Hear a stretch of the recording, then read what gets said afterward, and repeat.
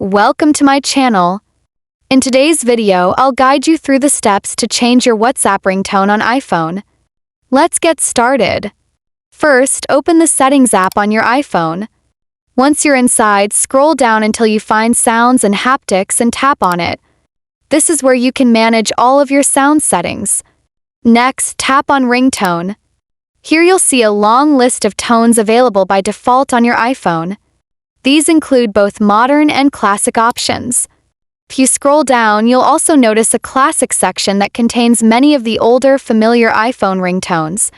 Currently, my ringtone is set to opening, but I want to change it.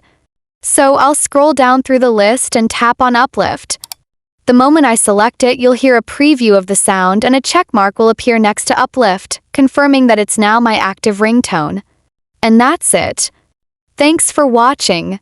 If this tutorial helped you, don't forget to like the video, subscribe to the channel, and hit the bell icon so you never miss more quick and useful iPhone tips.